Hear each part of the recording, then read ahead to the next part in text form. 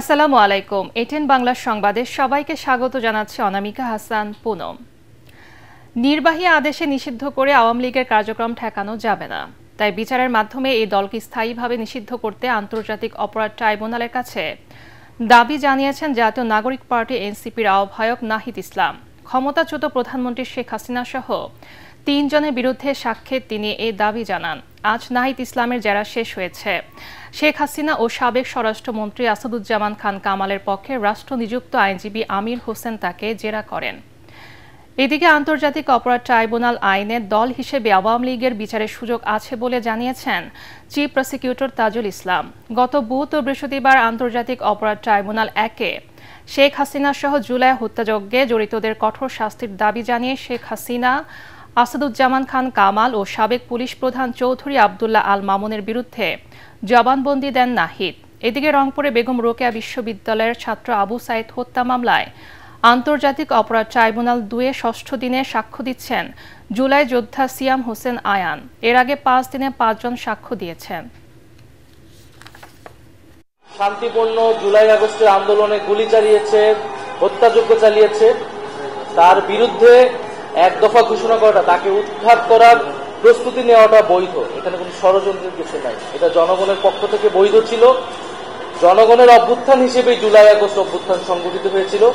এখানে কোনো দেশি বিদেশি শক্তি বা কোনো শক্তির কোনো ধরনের ইন্ধন বা কোনো কিছুই ছিল না। জনগণ স্বতঃস্ফূর্তভাবে রাজপথে নেমে এসেছিল, জীবন দিয়ে প্রতিরোধ করে এই সফলতা নিয়েছে এবং শেখ হাসিনা সহ অন্যরা জনগণ এবং বিচারের মুখোমুখি হতে ভয় পেয়ে তারা দেশ ত্যাগ করেছে, দেশ থেকে পালিয়ে যেতে বাধ্য হয়েছে। ২০১৬ সালে বাংলাদেশ ব্যাংকের রিজার্ভ চুরির মামলায় ফিলিপাইনে আরসিবিসি ব্যাংকের $৮১ মিলিয়ন বাজেয়াপ্ত করেছে সিআইডি। অর্থ পুনরুদ্ধারে একে বড় অগ্রগতির দাবি করে সিআইডি প্রধান মোহাম্মদ সিবগাত-উল্লাহ জানিয়েছেন, আদালতের মাধ্যমে অপরাধ তদন্ত বিভাগ সিআইডি বাংলাদেশ ব্যাংকের রিজার্ভ চুরির মামলায় ফিলিপাইনের রিজাল কমার্শিয়াল ব্যাংকিং কর্পোরেশন আরসিবিসির ব্যাংকের অ্যাকাউন্টে থাকা $৮১ মিলিয়ন বাজেয়াপ্ত করেছে।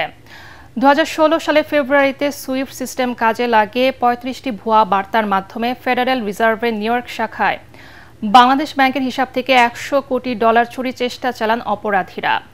এর মধ্যে $10 কোটি 10 লাখ লোপাট করতে সক্ষম হন তারা। এই অর্থের মধ্যে শ্রীলঙ্কায় যায় $2 কোটি, যে অর্থ পরবর্তী সময়ে উদ্ধার হয়। তবে বাকি $8 কোটি 10 লাখ আরসিবিসি ব্যাংক হয়ে ফিলিপাইনের বিভিন্ন ক্যাসিনোয় যায়।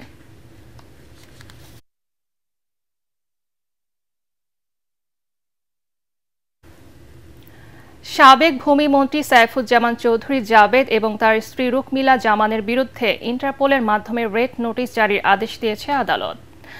দুদকের আবেদনের প্রেক্ষিতে সকালে চট্টগ্রামের সিনিয়র মেট্রোপলিটন স্পেশাল জজ মোহাম্মদ আব্দুর রহমানের আদালত এই আদেশ দেন। এর আগে গেল বৃহস্পতিবার দুদক আদালতে এই বিষয়ে আবেদন করে। দুদকের আইনজীবী জানান, সাবেক ভূমিমন্ত্রী সাইফুজ্জামান চৌধুরীর ও তার স্ত্রী রুকমিলা জামানের বিরুদ্ধে ইন্টারপোলের মাধ্যমে রেড নোটিশ জারির আবেদনের শুনানি শেষে আদালত রেড নোটিশ জারির আদেশ দিয়েছেন। আদালতের এই নির্দেশনা স্বরাষ্ট্র মন্ত্রণালয়ের মাধ্যমে ইন্টারপোলে পাঠানো হবে। এছাড়া সাবেক ভূমিমন্ত্রী সাইফুজ্জামান চৌধুরীর নামে বেনামে আরও 5 দেশে সম্পদের খোঁজ পেয়েছে দুদক। ভারত, থাইল্যান্ড, মালয়েশিয়া, ফিলিপাইন ও কম্বোডিয়ার সম্পদ অর্জনের নথি উদ্ধার করেছে দুদকের নেতৃত্বাধীন টাস্ক ফোর্স। গতরাতে দুদকের অভিযানে সাইফুজ্জামানের স্ত্রী ও ইউনাইটেড কমার্শিয়াল ব্যাংকের সাবেক চেয়ারম্যান রুকমিলা জামানের ড্রাইভার ইলিয়াস তালুকদারের বাড়ি থেকে দুর্নীতি ও অবৈধ সম্পদ সংক্রান্ত 23 বস্তা রেকর্ডপত্র উদ্ধার করা হয়।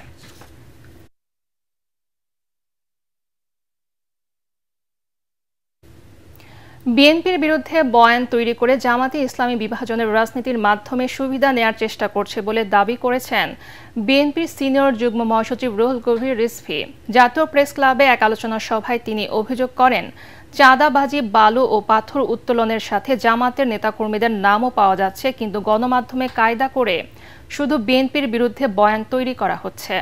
সভায় দলের স্থায়ী কমিটির সদস্য ডক্টর আব্দুল মঈন খান বলেন, বিএনপির 15 বছরের আপোষহীন সংগ্রামের ফলে স্বৈরাচারের বিদায় হয়েছে। ব্যক্তির চেয়ে দল বড়, এই মূল মন্ত্রে নেতাকর্মীদের এগিয়ে যাওয়ার আহ্বান জানান তিনি।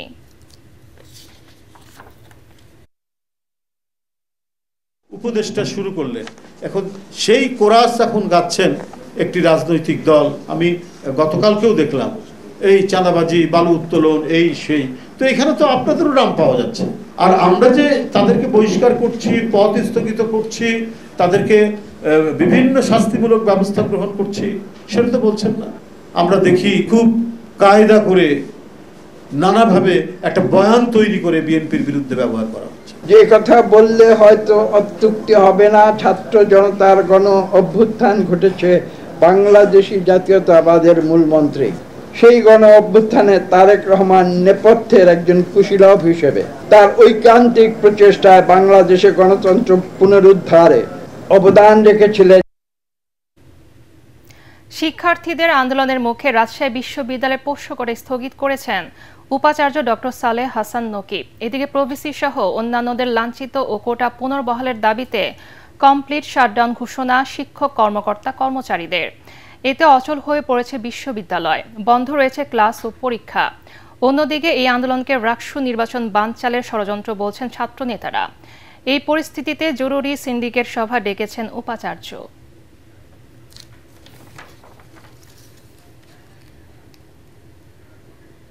পরবর্তী সংবাদ দেখার আমন্ত্রণ জানিয়ে এখনকার মতো শেষ করছি। এটেন বাংলা সংবাদ ইউটিউবে দেখতে ব্রাউজ করুন, YouTube/ATN বাংলা নিউজ। ধন্যবাদ সবাইকে।